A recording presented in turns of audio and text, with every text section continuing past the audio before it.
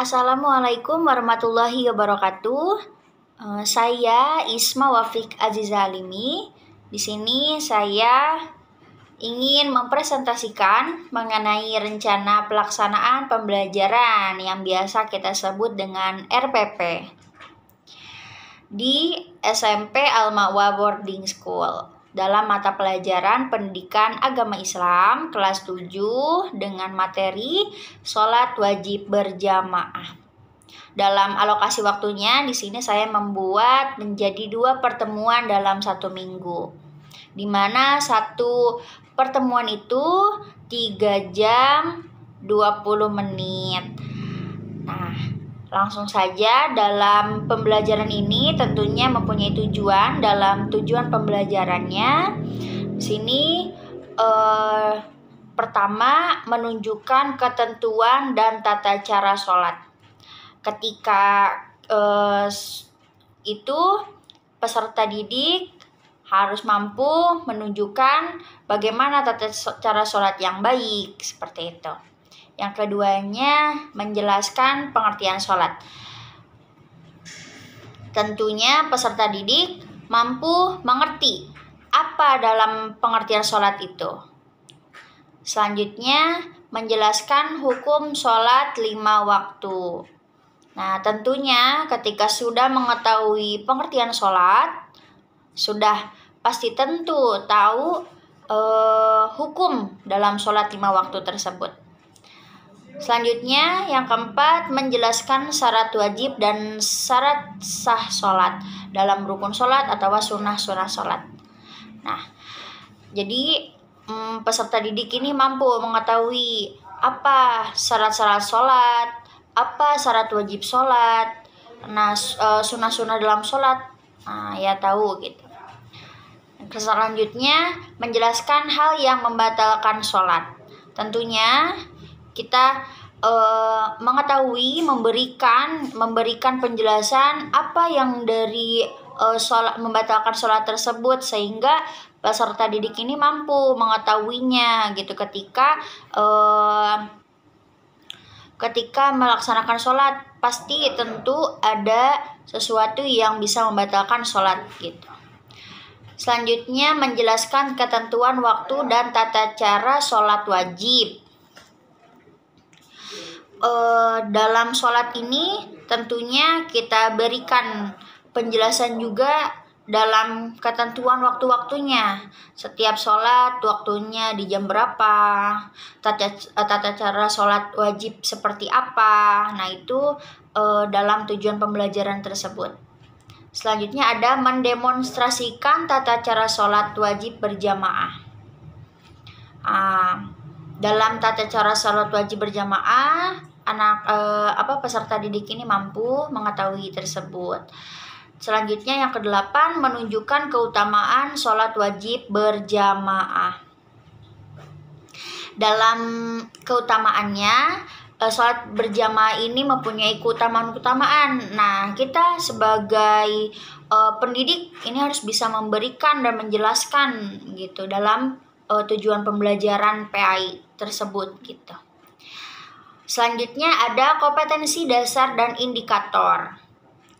Nah, kita mempunyai RPP ini sebagai rencana ya dalam pertemuan pertama, pertemuan keduanya. Nah, tentunya yang pertama memahami ketentuan sholat fardu.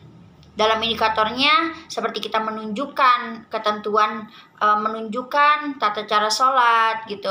Terus tadi kita menjelaskan pengertian sholat, menjelaskan hukum sholat 5 waktu, menjelaskan rukun-rukun sholatnya. Di situ ada sunnah-sunnah sholat apa aja gitu. Nah, dalam kita juga bisa menjelaskan apa yang bisa membatalkan sholat, terus menjelaskan ketentuan waktu dan tata cara sholat wajib tersebut. Selanjutnya dalam kompetensi yang kedua, menunaikan sholat wajib berjamaah sebagai implementasi dari pemahaman rukun Islam. Nah, sholat ini kan masuk dalam rukun Islam. Kita bisa menjelaskan bahwa sholat itu wajib karena dalam rukun Islam yang 5 tersebut sholat ini masuk, termasuk rukun Islam yang kedua gitu. Kita bisa menjelaskan. Jadi dalam indikator pencapaian kompetensinya itu kan anak-anak bisa mengetahui nih hukum sholat berjamaah, bisa mendemonstrasikan tata cara sholat berjamaah, menjelaskan ketentuan imam dan makmum ketika sholat gitu. Dan keempatnya menunjukkan keutamaan sholat wajib berjamaah. Selanjutnya, KI yang ketiga, mempraktikkan sholat berjamaah. Nah, dalam pertemuan itu kita bisa sambil praktek nih sholat berjamaah, tata cara sholatnya, yang mana telah kita ketahui materi-materi sebelumnya gitu kan. Nah, anak-anak ini peserta didik harus mampu bisa sholat dengan baik gitu, bisa berjamaah di lingkungan sekolah gitu ya. Nah, yang keempat, menghayati perilaku demokratis sebagai implementasi dari sholat berjamaah. Kita bisa menguraikan manfaat sholat berjamaah, manfaatnya apa saja, keutamaan dalam sholat berjamaah itu seperti apa, banyaknya pahala-pahala ketika sholat berjamaah gitu. Nah, itu dalam indikator pencapaian kompetensinya. Selanjutnya materi pembelajaran. Yang pertama ketentuan dan tata cara sholat.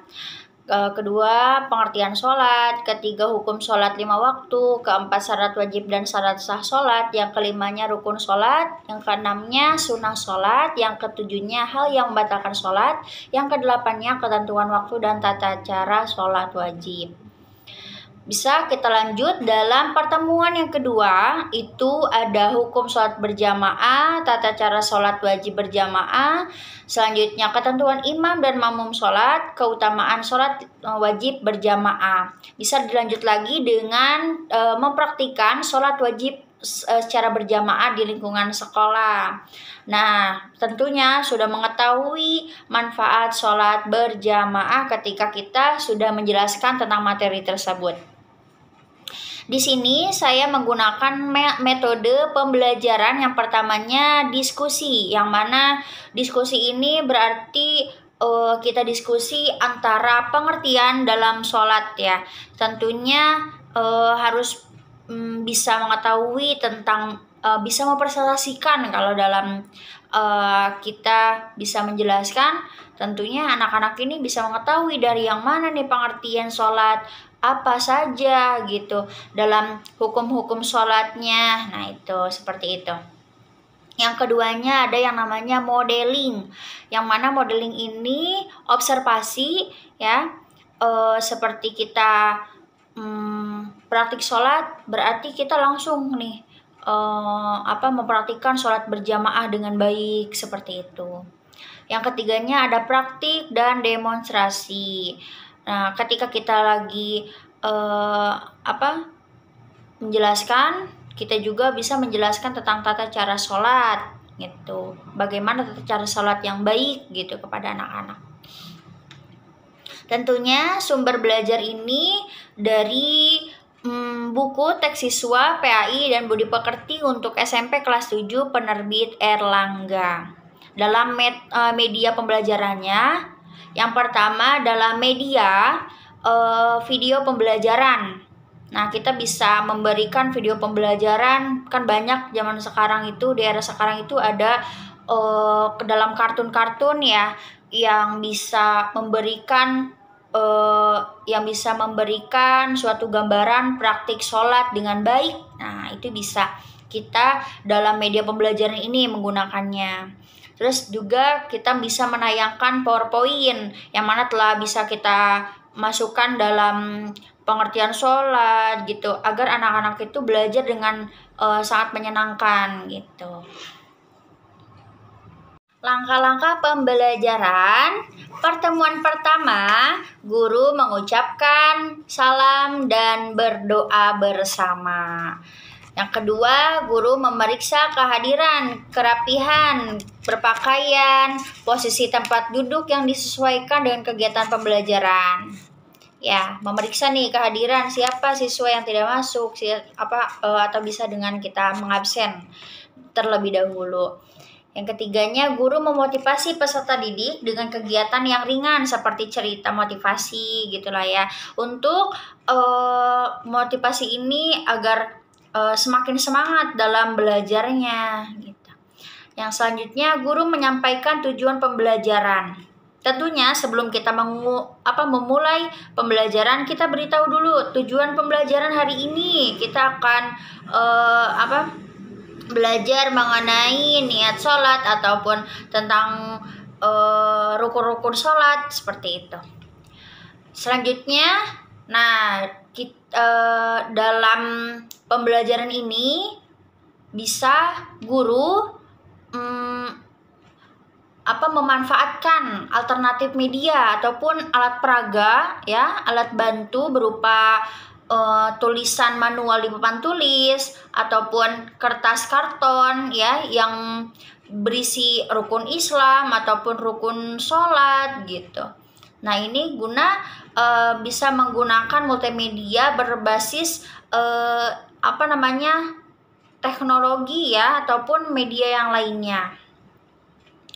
Selanjutnya, ketika kita sudah memberikan pengetahuan mengenai pengertian sholat ataupun manfaat-manfaat kita sholat, keutamaan sholat gitulah. Nah, yang selanjutnya ada metode yang digunakan adalah diskusi dalam bentuk itu peserta didik berbincang mengenai pelajaran di kelas dengan maksud saling mengoreksi pemahaman mereka. Ketika kita sudah memberikan penjelasan, apakah anak-anak ini, peserta didik ini mampu bisa menjelaskan lagi, bisa sangat memahami gitu apa yang telah kita sampaikan tersebut dalam pembelajaran itu. Bisa sambil saling diskusi ya, terutamanya kita nanya pertanyaan kita, apa sih pengertian ini gitu, mengulang kembali apa yang telah kita sampaikan, bisa seperti itu. Nah, dalam pelaksanaannya ya, setelah kita sudah menjelaskan, kita sebagai guru di kelas, nah dalam pelaksanaan ini peserta didik menyimak penjelasan guru atau mencermati gambar yang sudah ditayangkan visual. Ketika kita sudah menayangkan itu, anak-anak itu sangat mencermati gitu. Selanjutnya, peserta didik dibagi menjadi beberapa kelompok lah ya, diberi tugas diskusi sesuai dengan tema yang telah ditentukan. Ketika kita sudah menjelaskan belajar, nah sama kita diberi itu namanya tema-tema yang sudah kita tentukan itu. Peserta didik ini membuat kelompok ya, sama kita dibagi-bagi kelompoknya, kita beri tugas mengenai sholat berjamaah, apa saja rukun-rukun Islamnya itu. Selanjutnya, secara bergantian masing-masing kelompok menyampaikan hasil diskusi, sedangkan kelompok lainnya memperhatikan, menyimak, dan memberikan tanggapan. Nah, secara bergantian itu masing-masing kelompok itu menyampaikan hasil diskusi itu gitu. Sedangkan kelompok yang lainnya itu harus bisa memperhatikan dan sama-sama belajar mengenai tema-tema yang lainnya. Selanjutnya, guru memberikan penjelasan tambahan dan penguatan terhadap hasil diskusi tentang sholat berjamaah. Ketika kita sudah memberikan tugas kepada mereka, tentunya kita sebagai guru itu menyampaikan lagi penjelasan tambahan dan penguatan bahwa penguatan dari materi tersebut gitu mengenai tentang sholat berjamaah ini gitu. Selanjutnya, guru menyampaikan gambaran teknis dan memberikan contoh tentang tata cara sholat berjamaah sesuai dengan langkah ataupun urutan yang telah disampaikan. Tentunya jangan sampai rukun sholat, syarat sah sholat itu terlewatkan ketika kita tuh guru bisa memberikan contoh tentang tata cara sholat tersebut. Selanjutnya, guru meminta peserta didik untuk memperagakan sholat berjamaah dengan makmum masbuk. Ini juga bisa masuk dalam pembelajaran ini. Selanjutnya, secara bergantian masing-masing kelompok mempraktikkan sholat berjamaah. Nah, kan sudah diberikan bagian-bagian kelompoknya mampu bisa mempraktikkan sholat berjamaah dengan baik. Lanjut, guru membimbing peserta didik untuk membaca kisah ketika kisah bisa kita ambil dari lupa sholat berjamaah. Nah, kita memberikan materi agar lebih menyenangkan, kita berikan kisah. Nah, itu bisa kita masukkan ke dalam rencana pembelajaran kita ini. Peserta didik mengemukakan pendapatnya tentang hikmah dari kisah lupa sholat berjamaah ya. Ketika kita sudah memberikan nih kisah tentang lupa sholat berjamaah, alangkah baiknya apa sih hikmah dalam kisah tersebut gitu, memberikan apa dampaknya gitu. Lanjut, peserta didik mengemukakan pendapatnya sudah guru memberikan penjelasan tambahan dan penguatan terhadap kisah tersebut. Memberikan penjelasan lagi ketika anak-anak itu sudah membaca ataupun bisa melihat ya, kalau kita memberikan video dalam kisah tersebut gitu. Guru memberikan penjelasan tambahan lagi gitu, penguatan lagi dalam terhadap kisah tersebut gitu. Selanjutnya, guru dan peserta didik menyimpulkan intisari dari pelajaran yang sesuai terdapat pada buku teks siswa yang telah kita belajar gitu dalam proses tersebut. Menyimpulkan intisari bahwa tujuan pembelajaran tersebut dengan ini guna untuk indikator pertamanya itu mereka mampu bisa mengaplikasikan sholat berjamaah dengan baik. Dalam RPP ini bisa kita ambil yang terakhir itu ada penilaian hasil pembelajaran. Ketika kita sudah melaksanakan suatu pembelajaran ini kan tentunya itu ada penilaian di hasil pembelajaran belajar mengajar ini ya. Tentunya guru melakukan penilaian terhadap peserta didik. Nah, yang pertama dalam aspek pengetahuannya. Misalkan dalam teknik penilaiannya entah bisa kita berikan penugasan gitulah. Penugasan entah dalam ujian harian ataupun apa. Nah, itu dalam penilaiannya bisa berbentuk banyak ya. Selanjutnya adanya sikap. Nah, dalam teknik penilaiannya ini bisa menjadikan dalam observasi selama kegiatan belajar. Ketika sikapnya dia disiplin sholat dengan baik, nah itu bisa kita nilai dalam teknik penilaian hasil pembelajaran ini. Selanjutnya ada keterampilan mengenai observasi, kemampuan presentasi, analisis, bertanya dan menjawab ya, bisa dengan diskusi juga atau unjuk kerja dengan praktek sholat berjamaah. Nah, itu bisa kita ambil penilaian hasil pembelajaran tersebut gitu. Nah, bisa kita buat dalam daftar checklist keterampilan si Ananda dapat nilai berapa. Nah, itu dalam catatan kita masing-masing. Demikian presentasi yang telah saya sampaikan, kurang lebihnya mohon dimaafkan. Wassalamualaikum warahmatullahi wabarakatuh.